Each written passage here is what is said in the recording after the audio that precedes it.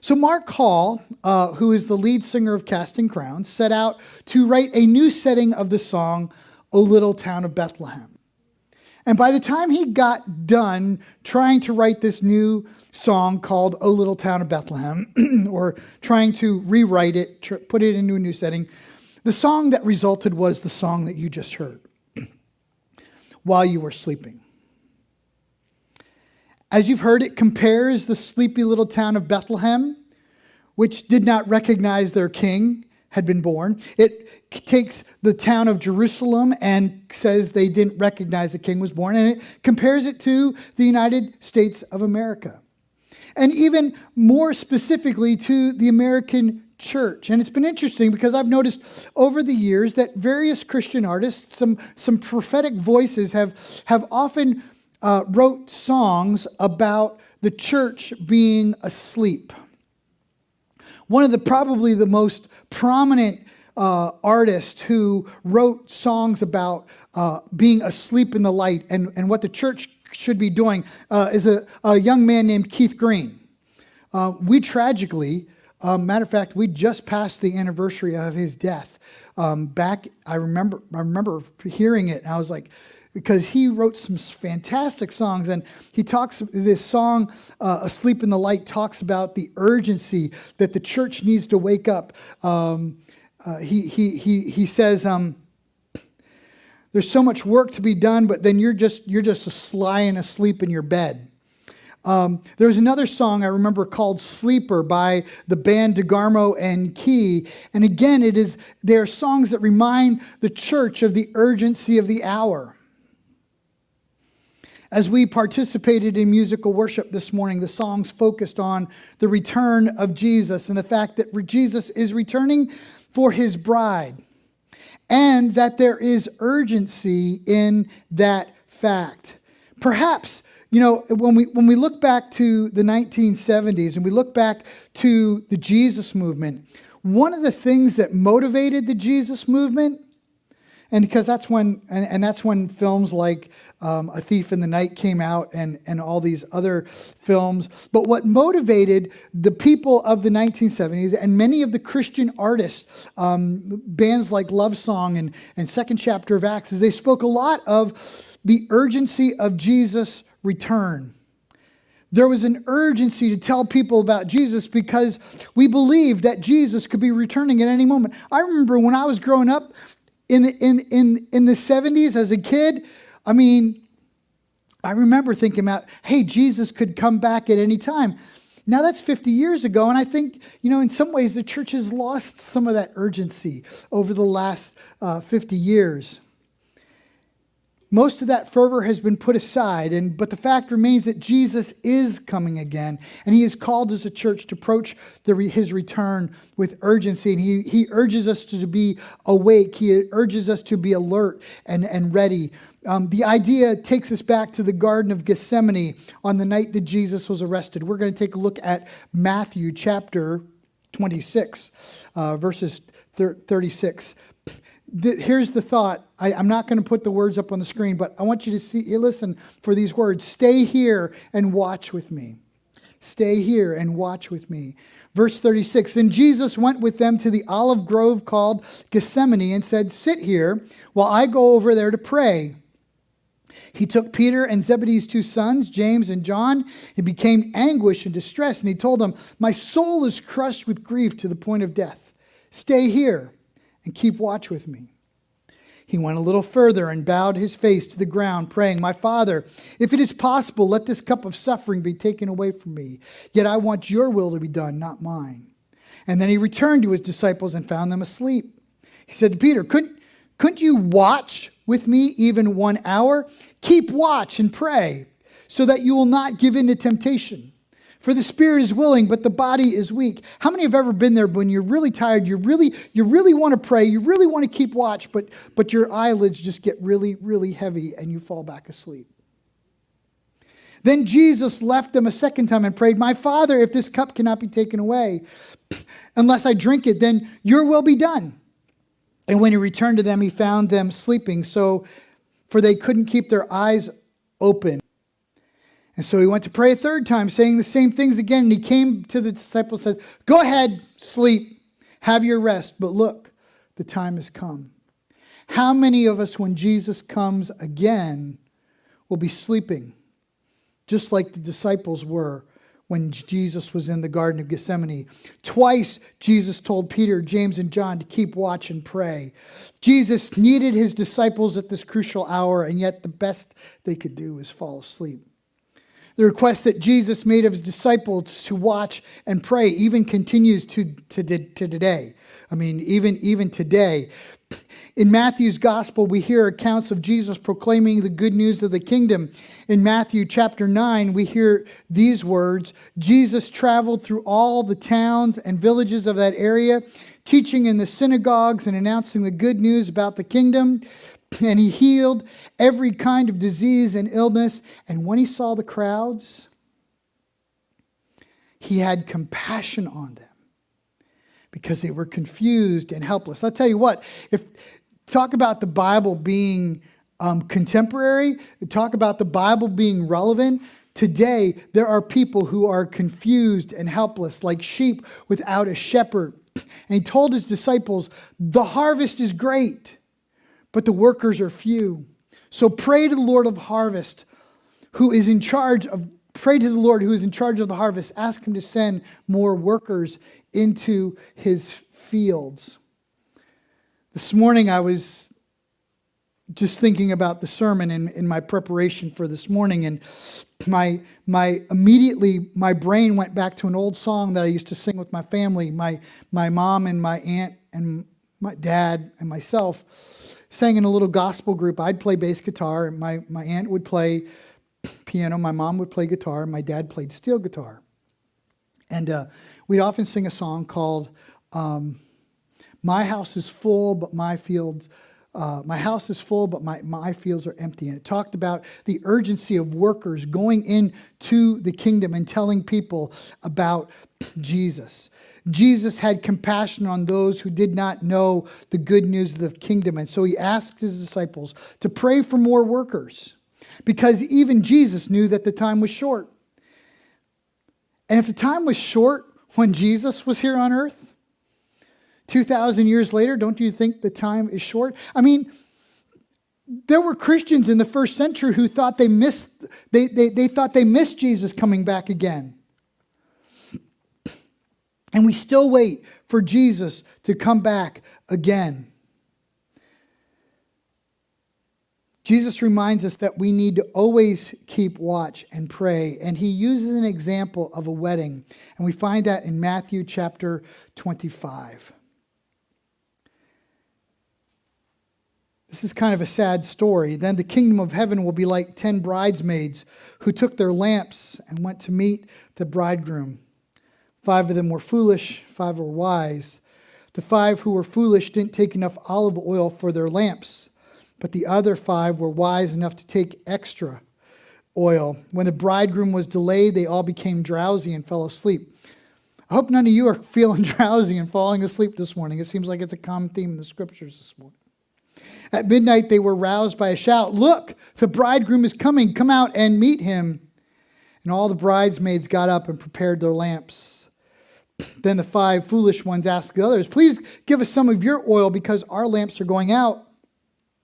But the others replied, "We don't have enough for all of us. Go to a shop and buy some for yourselves."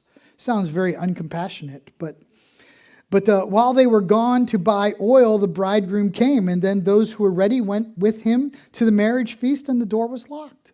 Later, when the other 5 bridesmaids returned, they stood outside calling, "Lord, Lord, open the door for us." But he called back, "Believe me, I don't know you. So you too must keep watch, for you do not know the day or the hour of my return." You too must keep watch, for you do not know the day and hour of my return. Some of you may have seen the videos by Ray Vanderland called That the World May Know, and he explains that particular parable that we just heard in this context. In the ancient marriage practice, the wife moved in with the husband, and they moved into an insula, or a house that was added on to his parents' house. Each son would add a few rooms to the house so that multiple generations, aunts, uncles, cousins, all lived in the same complex. Imagine, like one huge, the Waltons on steroids, right? Every aunt, not only grandma and grandpa, but aunts and uncles, right? And so girls married around 14 or 15, and the husband would have been in his mid-20s. His family would pay the bride price or the dowry. The husband would go home and prepare a place for her, which might take months or years. Got some spiritual illustrations going on there. We think about Jesus says, I'm going home to prepare a place for you so that where I am, you may be as well. And we don't know when he's coming to come back. The bride did not know when her groom would come for her. She just had to be ready.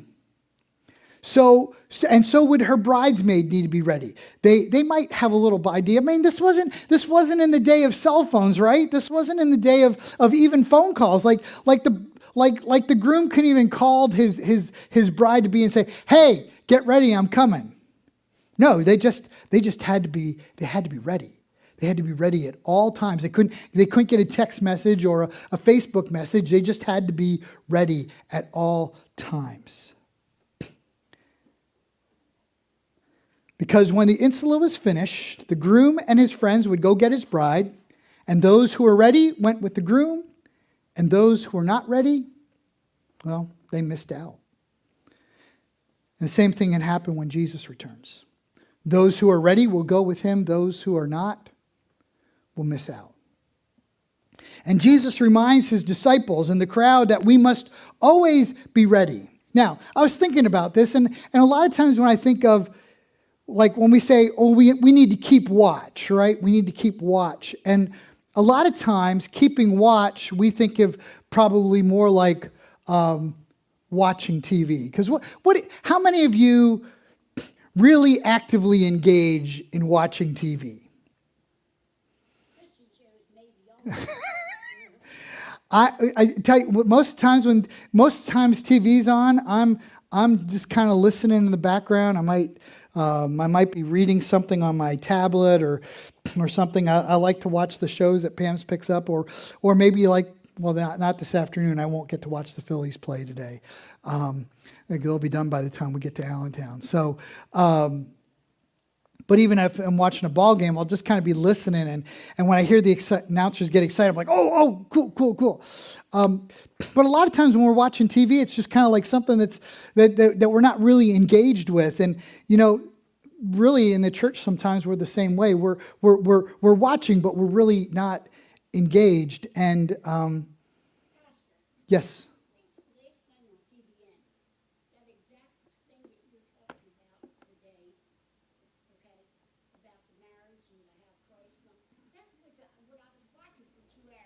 Awesome.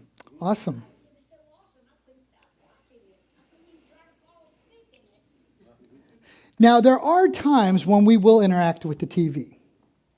When our favorite football team is playing in the Super Bowl, we will interact with the TV. You should hear it in our house when the Eagles are playing in the Super Bowl. It's a mess.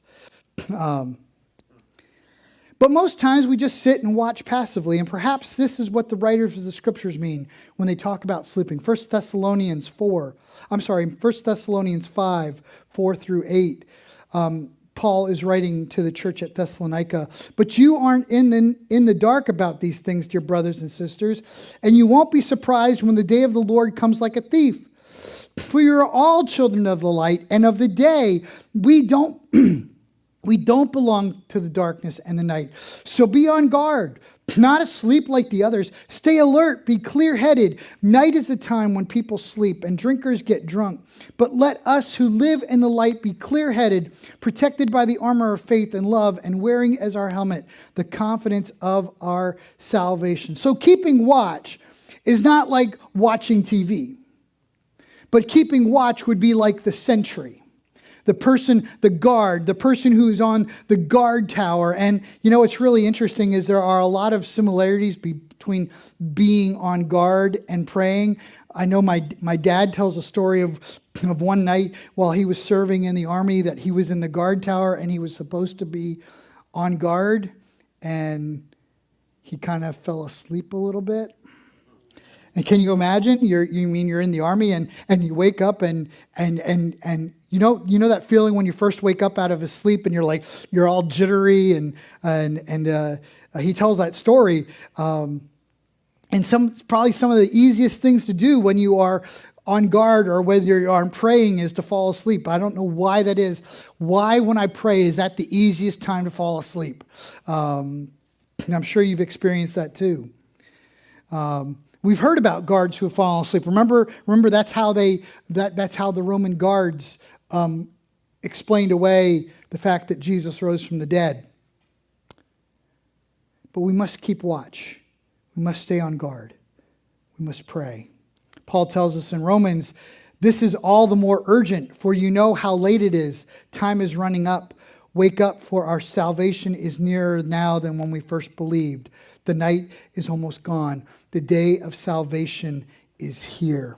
Will soon be here. I love this verse because I didn't see it in this verse before, but now in light of the Revelation series that we did on Wednesday nights, salvation will finally be complete when Jesus returns. We are saved now, but our redemption will not be complete until Jesus returns and we go to live with him in heaven.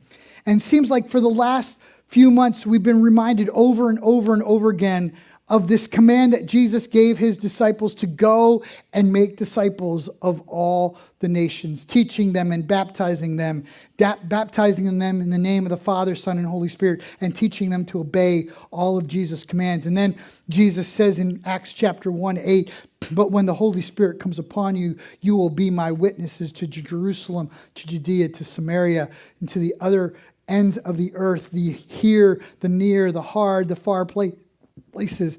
And there needs to be an urgency, just like there was an urgency. If you read through the chapter, if you read through the book of Acts, if you read through Paul's epistles, you will see that there is an urgency. And I think it's interesting because you can go into any church.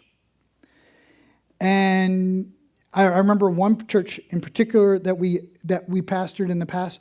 You'd come in, especially in the fall, and people would be talking about their Virginia Tech football team or their University of Virginia football team or whatever football team they were following in college. And sometimes I wonder, I'm like, oh, are we the church of football instead of the church of Jesus? And, sometimes, we like to talk with passion about our favorite sports teams or our politics or the latest gossip in town or how bad the traffic is in Millsboro. I'm guilty as charged.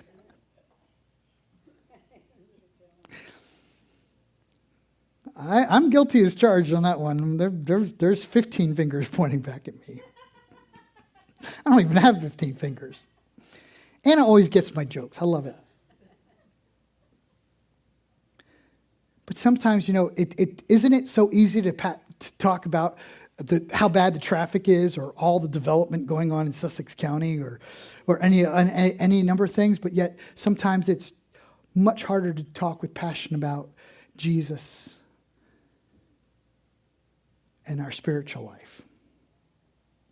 And I'll admit, like I said, I do the same thing. Jesus had some strong words for the church at Sardis, one of the churches that are listed in Revelation. He says, I know all the things you do. You have the reputation for being alive, but you are dead. Whoa. Wake up, strengthen what little remains, for even what is left is almost dead. I find that your actions do not meet the requirements of my God. Go back to what you heard and believed at first. Hold on to it firmly. Repent and turn to me again. If you don't wake up, I will come to you suddenly as unexpected as a thief. Let me tell you that one of the things I don't say this enough, and I've been convicted in putting this sermon together, that I don't speak enough on the fact that Jesus is coming back again. And that Jesus is, as the old gospel song, Jesus is coming soon, morning, day, morning, night, or noon. Jesus is coming again. And the question for us, for those of us who are in here this morning, number one, will he find us awake or will he find us asleep? Will he find us fulfilling the task that he has commanded us, or will we be like the disciples in the Garden of Eden? Garden of Gethsemane. When he returns again, will Jesus find us faithful? Will he find that we are doing the task with urgency for which he came and calls his disciples to do? I'm going to ask you to stand.